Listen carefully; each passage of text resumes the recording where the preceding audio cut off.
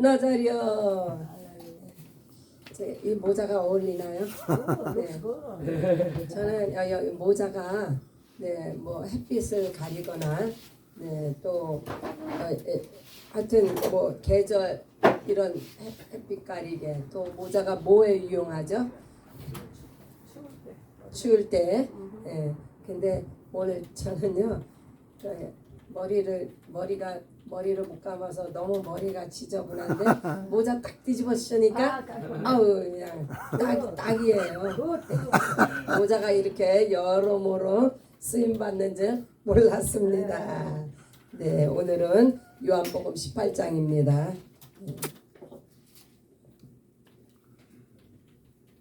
네, 요한복음 18장.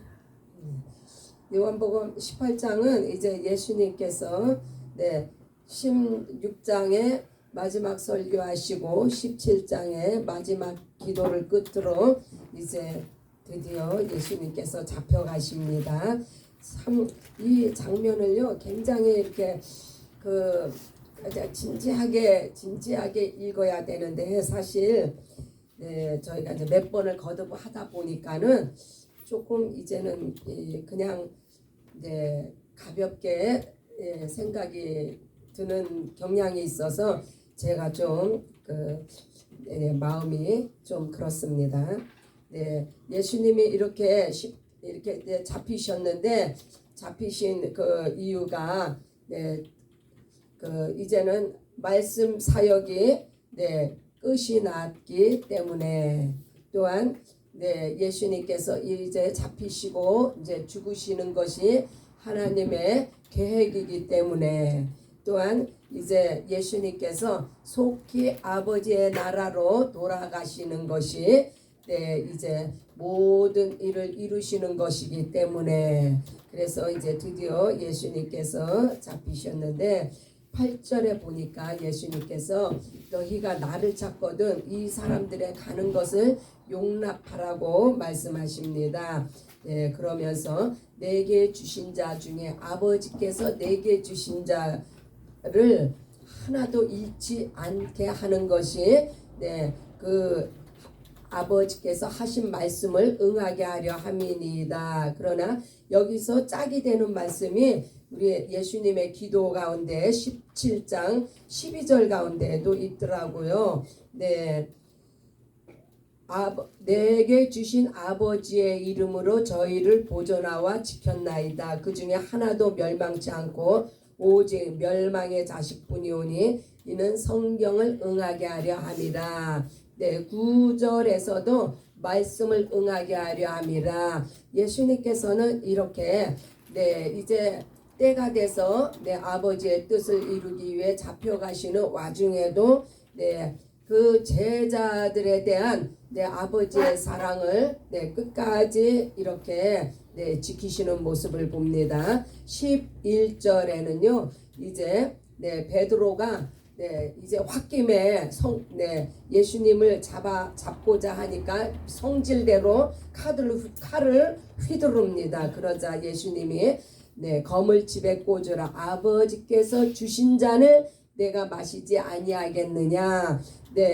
아버지께서 주신 잔은 곧 죽음의 잔입니다.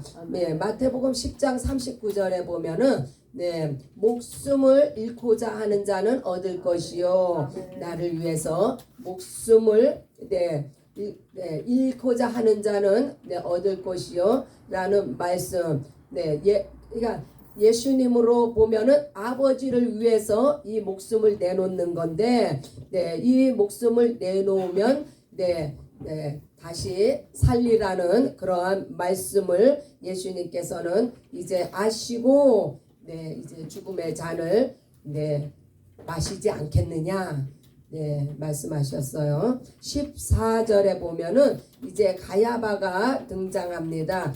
가야바는요 이 가야바는 그 안나스의 그 이때의 대제사장이 그 안나스였는데 그 가야바는 안나스의 그 장인이에요. 가야바가 사위고, 네, 가야바가 사위고, 그 안나스가 장인인데, 이 안나스와 가야바라는 사람은 그 대제사장직을 하면서 이 사람들은 사두개인파에 속해 있는 자들이에요. 사두개인이란 부활과 천사를 믿지 않는데 이 누구야 나사로의 죽음을 예수님께서 이제 다시 살리셨잖아요. 부활을 믿지 않는 자들이 이렇게 살아난 자들을 보고 그때부터 이제 예수님을 죽이기로 작정을 하고 이제 예수님을 죽이고자 하는데 이 14절에 가야바가 의미심장한 말을 합니다. 유대인들에서 한 사람이 백성을 위해서 죽는 것이 유익하다라는 이런 말을 하는데 이것은 그 잠언 16장 4절에 보면은요. 악한 자도 악한 날에 적당하게 쓰임을 받게 하셨다는 말씀이 있어요. 그래서 이 그 유대인들의 소요에 대해서 이제 그동안 예수님을 많이 이렇게 추종하던 자들이 많이 이제 생겼고 저들이 예수님을 따르는데 이와 같이 예수님을 잡아서 처형을 하려고 하니까 이제 유대인 중에서 소요가 날까봐 이제 가야바가 이 한마디를 하는데 이것은 곧 이 가야바는 이제 불의의 병기로 이렇게 쓰임을 받는 거예요. 너희 중에서 유대인 중에서 한 사람이 모두를 위해서 죽는 것이 유익하다고 이것은 이 악한 가야바를 통해서 이 유대인들에게 예수님이 죽어야 하는 이유를 이제 가야바가 이렇게 이야기를 합니다. 그래서 우리는 하나님 앞에 의의 병기로 쓰임을 받아야 되지 이렇게 가야바나 가롯 유다와 같이 불의의 병기로 쓰임을 받는 자는 곧 저주를 받은 자들입니다. 17절에 보면은 이제 드디어 예수님이 잡혀가시고 베드로가 이제 좀 멀리 떨어져서 이제 불을 쬐고 있는데 문지키는 여종이 베드로에게 너도 이 사람의 제자 중 하나가 아니냐 이렇게 이제 이야기를 할 때 베드로가 나는 아니다. 자기가 예수의 제자됨을 이제 부인을 합니다. 그러나 이 문지키는 여종 이 말의 의미는요. 가장 작은 거에도 넘어지는 베드로 우리가 이제 이렇게 볼 수가 있는데 왜 베드로가 이렇게 작은 여종의 말 한마디에 왜 이렇게 그동안에 수제자 노릇하면서 예수님을 앞장서서 따랐던 베드로가 왜 이렇게 예수를 부인을 하느냐 이것은요 말씀에 확신이 없었기 때문에 또한 아직 성령이 임하셨기 때문에 이 제자들에게는 믿음의 확신이 없었어요. 그래서 이렇게 작은 거에도 넘어지는 상태가 되었습니다. 저도 옛날에 성령 받기 전에 제가 교회를 다녔어요. 교회를 다녔는데 교회를 다니면서 방언도 하고 금식도 하고 11조도 하고 이렇게 신앙적인 그런 행위를 했는데 가정에서 조그만한 일이 일어나니까 그냥 교회가 가기 싫어지더라고요. 그래서 교회를 떠나서 멀리 이사까지 가는 그런 악한 일을 해서 제가 하나님 앞에 크게 정말 혼이 난 적이 있었는데 이렇게 그때는요 말씀의 말자도 몰랐고 성령의 성자도 몰랐을 때예요. 그래서 믿음의 확신이 없으니까 그냥 그런 아무것도 가벼운 일에도 그냥 넘어지고 마는 그러한 것을 저도 경험한 적이 있습니다. 그래서 중요한 것은 우리가 신앙생활을 하되 확신 있는 신앙생활, 믿음의 선생활, 성령의 충만한 생활로 말미암아 어떠한 그런 장애도 넘어가는 그러한 믿음의 생활이 우리에게 필요합니다. 21절 이제 그 대제사장이 예수님에 대해서 너가 도대체 무엇이냐라고 네가 하는 말이 무엇이냐 이렇게 힐문을 하니까 예수님께서 21절에 들은 자들에게 물어보라 이 말씀은요. 그동안 내가 얼마나 퍼블릭하게 회중 앞에 공중 앞에 많은 것을 말하고 가르쳤는데 특별히 내 말을 들은 자들에게서 물어보라 이 말은요. 오늘날 이 세상 불신자들에게 우리들이 가서 예수님에 대한 증인이 되라는 말씀이에요. 우리가 이제 이야기할 차례예요. 이때에는 그 들은 자들 12 제자들이 이제 예수에 대해서 말을 해야 되지만 이제는 우리가 나아가서 예수에 대해서 그동안 우리가 이 성경을 통해서 예수 그리스도를 얼마나 깊이 있게 정확하게 알고 듣고 배웠습니까? 또 마음으로 영접하고 영으로 하나가 되었습니까? 그런 우리가 이제는 예수께서 이 땅에서 무엇을 하셨으며 무슨 말씀을 하셨는지를 이제 전하는 것이 우리의 차례가 되었습니다. 31절에는 이제 31절을 보면은 이제 빌라도 유대인들이 우리에게는 예수를 죽일 권한이 없나이다 하고 법정으로 빌라도의 법정으로 이제 예수님을 끌고 가는데 예수님을 이 죽이는 권한이 누구에게 있느냐?